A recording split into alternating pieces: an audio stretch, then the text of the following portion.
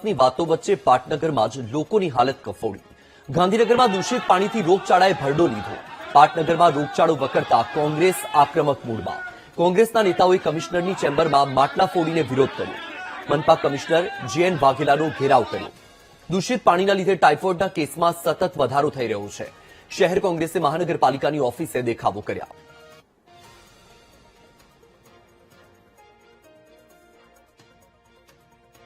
હું એમને એટલું જ કહીશ ગાંધીનગરના નગરસેવકોને કે તમે ગાંધીનગરની જનતા વતી ચૂંટાયેલા છો કે નાતિયા ટુર્નામેન્ટ ને આ ખોટા તાઇફા કરીને તમે ચૂંટાયેલા છો, તો તમે અત્યારે ગાંધીનગરની જનતા પીડાઈ રહી છે, તો તમે ભાવનગર જે ક્રિકેટ ટુર્નામેન્ટમાં ગયો છો એ તમારી બેદરકારી કહેવાય ગાંધીનગરની જનતા માટે। પણ હું ગાંધીનગરની જનતાને આશા આપું છું કે અમે કોંગ્રેસ પક્ષના તમામ આગેવાનો અને કાર્યકર્તાઓ તમારી સાથે ખડે પગે છીએ।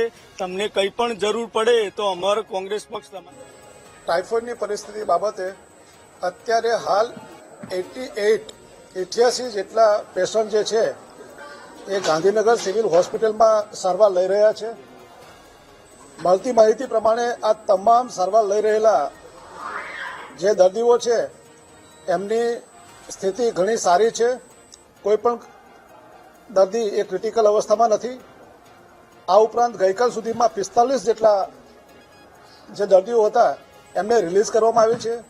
છેલ્લા ઘણા દિવસથી સેક્ટરોમાં અને ગ્રામ્ય વિસ્તારોમાં ટીમો દ્વારા પાણીના સેમ્પલ લેવામાં આવે છે। આ પાણીના સેમ્પલ ગઈકાલ સુધીમાં 1600 પાણીના સેમ્પલ લેવામાં આવ્યા હતા અને આ 1600 સેમ્પલમાં પાણી પીવાલાયક આવ્યું છે। આ ઉપરાંત એના આગળના દિવસે કુલ 343 જેટલા પીવાના પાણીના સેમ્પલ લેવામાં આવ્યા હતા। પાણીના પીવાના કન્ડિશન પણ જે છે સેમ્પલમાં એ સારી આવી છે। સેક્ટર 24 જે વિસ્તારમાં વધારે કેસો હતા એ સેક્ટરનો કલ્ચર રિપોર્ટ કરવામાં આવ્યો છે અને પાણી એ પીવાને લાયક ઠર્યું છે।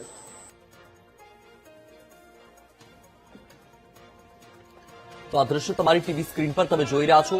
પાટનગર ગાંધીનગરથી સામે આવ્યા છે કે જ્યાં કોંગ્રેસ દ્વારા વિરોધ કરવામાં આવ્યો। એક તરફ દૂષિત પાણીથી રોગચાળો સતત વધી રહ્યો છે, ટાઇફોઇડના કેસમાં સતત વધારો થઈ રહ્યો છે અને રોગચાળો વધતા કોંગ્રેસ આક્રમક મૂડમાં જોવા મળી રહી છે। કોંગ્રેસ દ્વારા આક્ષેપ પણ કરવામાં આવી રહ્યા છે। કોંગ્રેસના નેતાઓએ કમિશનરની ચેમ્બરમાં માટલા ફોડીને વિરોધ કર્યો। દ્રશ્યમાં તમે જોઈ શકો છો કે કોંગ્રેસના જે કાર્યકર્તાઓ છે એ કમિશનરની ચેમ્બરમાં પહોંચ્યા હતા અને કમિશનરની ચેમ્બરમાં ભારે હોબાળો કર્યો।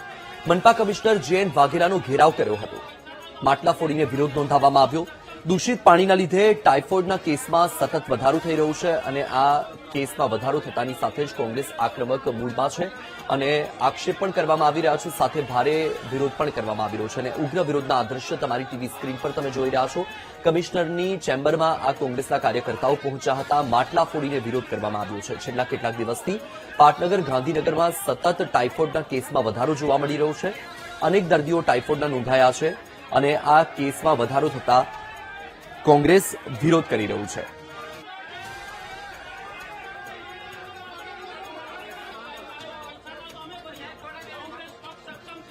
તો તમારી ટીવી સ્ક્રીન પર આ દ્રશ્યમાં તમે જોઈ રહ્યા છો કે કોંગ્રેસના જે કાર્યકર્તાઓ છે એ કમિશનરની ચેમ્બરમાં પહોંચ્યા અને કમિશનરની ચેમ્બરમાં પહોંચીને સતત વિરોધ કરી રહ્યા છે અને આ વિરોધ છે લોકોના સ્વાસ્થ્યને લઈને, કારણ કે સતત પાટનગરમાં ટાઇફોઇડના કેસમાં વધારો જોવા મળી રહ્યો છે।